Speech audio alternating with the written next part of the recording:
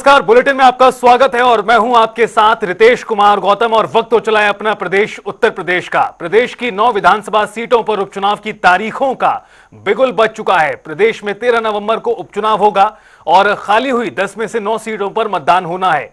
आपको बता दें कि मिल्कीपुर विधानसभा में होने वाले उपचुनाव का फिलहाल ऐलान नहीं हो पाया। बीजेपी के पूर्व विधायक गोरखनाथ बाबा ने मिल्कीपुर सीट पर 2022 में हुए विधानसभा चुनाव के नतीजे के खिलाफ हाईकोर्ट में याचिका दाखिल की हुई है। हालांकि इसके अलावा बाकी 9 सीटों पर होने वाले उपचुनाव के नतीजे 23 नवंबर को घोषित किए जाएंगे।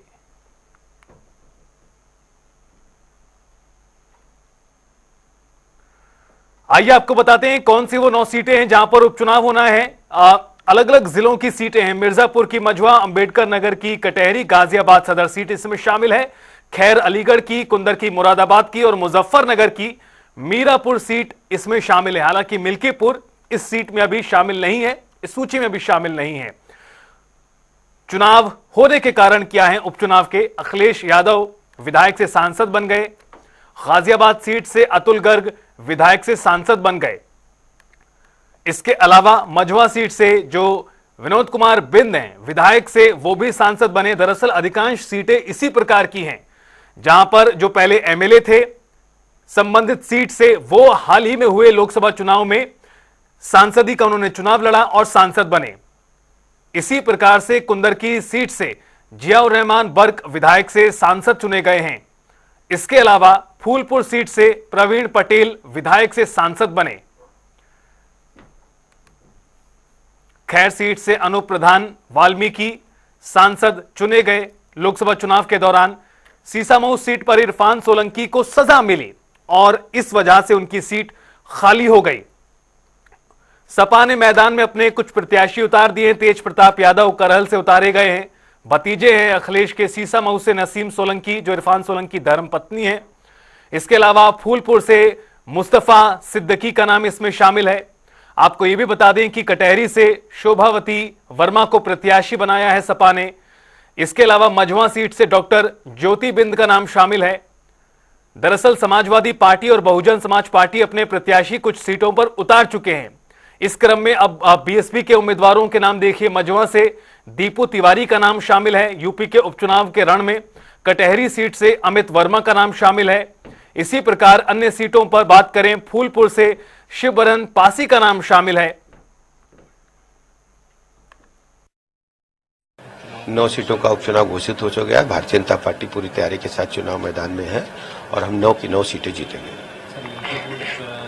मिल्कीपुर सीट पर निर्वाचन आयोग ने घोषित नहीं किया है क्योंकि वहां माननीय उच्च न्यायालय में रिट पिटीशन है और आज अखबारों में हमने देखा है कि वो रिट पिटीशन वापस लेने वाले हैं। निर्वाचन आयोग शीघ्र ही फैसले लेगा। जो समाजवादी पार्टी या जो विपक्षी दल हैं वो संवैधानिक संस्थाओं पर लगातार प्रश्न उठाते हैं जो लोकतंत्र के लिए ठीक नहीं है।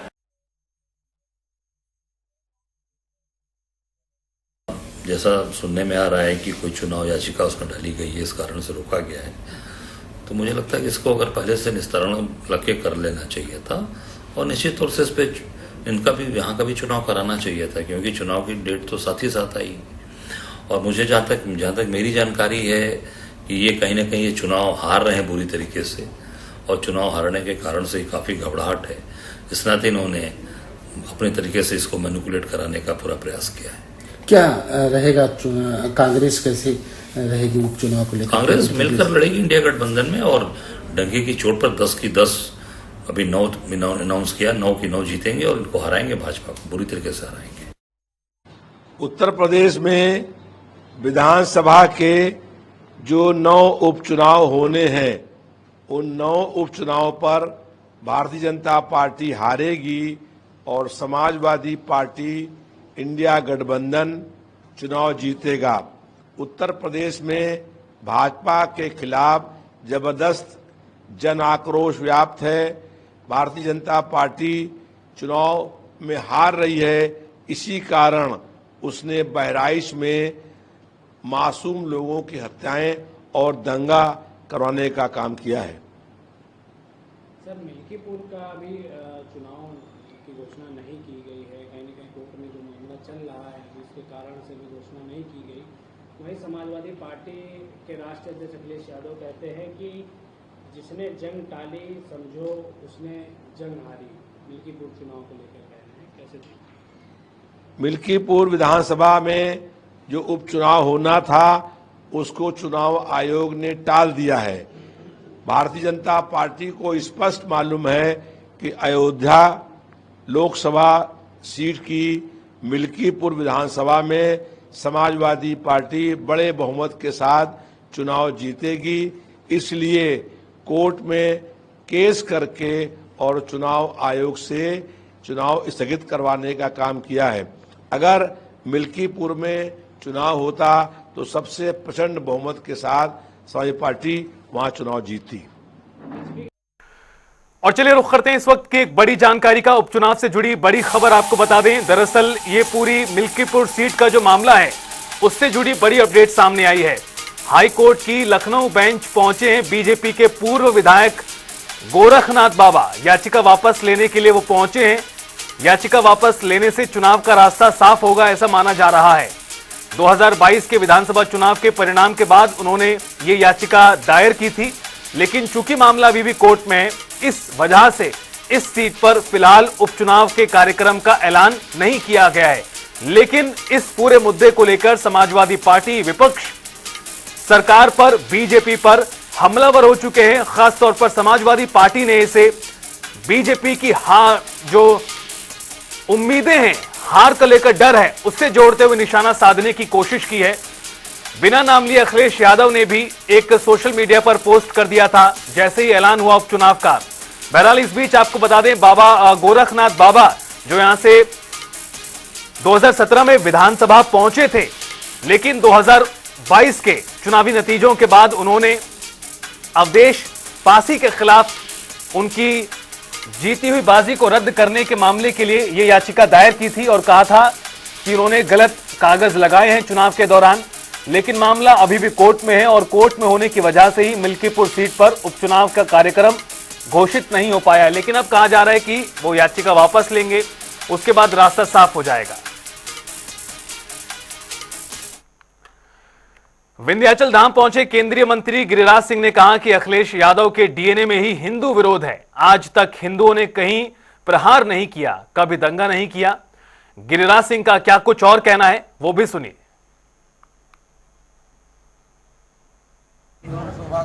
मैं यही कहता हूं कि भारत का बंटवारा जब हुआ तो धर्म के आधार पर, मैं अखिलेश यादव से पूछना चाहता हूं, जो कह रहे हैं कि रूट पर क्यों गए, उस रूट का परमिशन था कि नहीं परमिशन था। अखिलेश यादव के डीएनए में ही हिंदू विरोधी है, क्योंकि उनके पिताजी ने कार सेवकों पर गोली चलवाई थी। और जहां तक प्रश्न है, मैं अखिलेश यादव से पूछना चाहता हूं, जब बंटवारा ही हुआ हिंदू और मुसलमान पर, तो बाबा साहेब अंबेडकर ने कहा था कि पूरी पॉपुलेशन मुस्लिम का पाकिस्तान चला जाता और पाकिस्तान से पूरी पॉपुलेशन हिंदुओं का भारत आ जाता। बाबा साहेब की बात तो नेहरू नहीं माने। आज अखिलेश यादव कहते हैं रूट तय हुआ कि नहीं हुआ। इसी दिन के लिए बंटवारा हुआ था कि हमें रूट पर जानी है मां दुर्गा की प्रतिमा के विसर्जन के लिए। संगम की रेती पर लगने वाले महाकुंभ को लेकर तैयारियां जोरों पर हैं। बता दें कि सुरक्षा करने वाले पुलिस कर्मियों के लिए पहली reserve police line 2,80,000 square feet में बनकर तैयार हो गई है, जिसमें मेले में ड्यूटी करने वाले पुलिस कर्मचारियों को प्रशिक्षित किया जाएगा। पहले रिजर्व पुलिस लाइन में वाटरप्रूफ संकल्प प्रशिक्षण पंडाल और पुलिस कर्मियों के लिए रहने के लिए वाटरप्रूफ रूम बनाए गए हैं। महाकुंभ 2025 को लेकर करीब 2,80,000 स्क्वायर फीट में ये रिजर्व पुलिस लाइन बसाई गई है।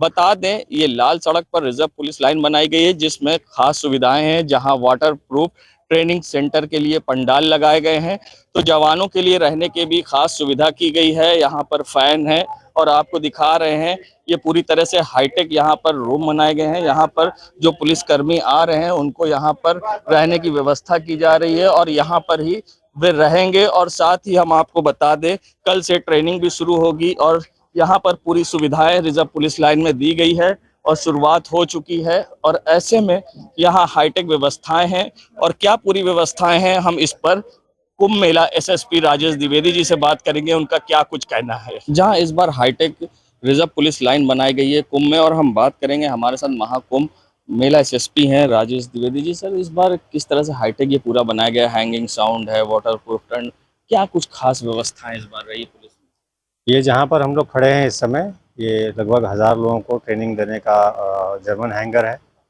जिसमें ये इंश्योर किया गया है कि अकूस्टिक्स अच्छे हों।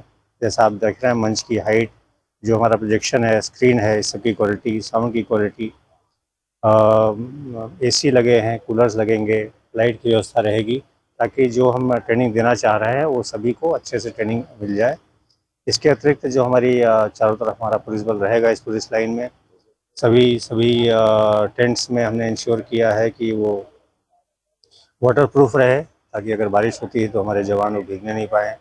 इवन हमने ये भी इंश्योर किया है कि सभी जो जितने भी फर्श हैं सबको प्लाईवुड लगाया जाए, ताकि कहीं से भी कोई गीलापन नीचे से ना आए, साथ ही चलने में कहीं ऊबड़ खाबड़ न फील हो। इसी प्रकार जो सैनिटेशन है, जो वॉशरूम्स हैं, जो मेस हैं, सभी हमने उच्च क्वालिटी का इंश्योर किया है इस बार, ताकि सभी लोग मोटिवेट होकर अच्छे से काम करें। जो इस बार टेंट है, संकल्प ये पंडाल है जिसमें ट्रेनिंग दी जाएगी, इसमें साउंड सिस्टम है और किस तरह से इसमें लगे गए हैं, प्लाज्मा लगाए गए हैं कि जिससे जवानों को अच्छी ट्रेनिंग दी जा सके। और साथ ही जो यहाँ पर रूम बनाए गए हैं जवानों के लिए, उसमें जो व्यवस्थाएं की गई, कितने रूम्स बनाए गए हैं और कितने जवान यहाँ पर रहेंगे? जो जैसा मैंने आपको बताया, हमारे ट्रेनिंग हॉल में बिल्कुल state of the art projector है। इसी प्रकार जो स्क्रीन है हमारा प्लाज्मा क्या उससे हायर एलईडी स्क्रीन है, ताकि जो दूर बैठे हैं टेंट के एंड में भी हैं उनको साफ साफ दिखाई दे। पीछे वालों के लिए हम लोगों ने जगह जगह पे बीच में भी और एलईडी टीवीज़ दे रखे हैं, ताकि वो साफ साफ समझ पाएँ, जो बोला जा रहा है उसको स्क्रीन पर देख भी पाएँ। जो हमारे टेंट्स लगे हुए हैं, बैरक्स बने हुए हैं, वो लगभग 1600 की कैपेसिटी जवानों के, अधिकारियों के लिए रहने के लिए बनाया गया है। इसी प्रकार के हमारे 2 और पुलिस लाइन्स बनेंगी झूसी में और अरैल में, और इतनी ही संख्या उसमें भी रहेगी। देखिए, जिस तरह से और 2 रिजर्व पुलिस लाइन बनेगी, जो झूसी और अरैल बनेगी, हम आपको दिखा रहे हैं यहाँ करीब 1600 की कैपेसिटी होगी। यहाँ पर ये जवानों को प्रशिक्षित किया जाएगा, ट्रेनिंग दी जाएगी। साथ ही यहाँ पर हायर क्वालिटी की एलईडी प्लाज्मा भी लगाया गया है, जिससे डायरेक्ट जवान सारे इंस्ट्रक्शन को नोट कर पाएंगे। और जो यहाँ पर जवानों के रहने के लिए बैरिक बनाए गए हैं, उसमें भी खास सुविधाएं दी गई है कि उन्हें वाटर प्रूफ, बरसात में परेशानी ना हो, और नीचे प्लाई लगाई गई है जिससे उन्हें रहने में, सोने में समस्या ना हो। सारे इंतज़ाम यहाँ पर किए गए हैं और सारी व्यवस्थाएं की गई हैं, और ये high tech reserve police line Mahakumbh 2025 के लिए बनाई गई है। जनता टीवी के लिए सैयद मोहम्मद आमिर, प्रयाग।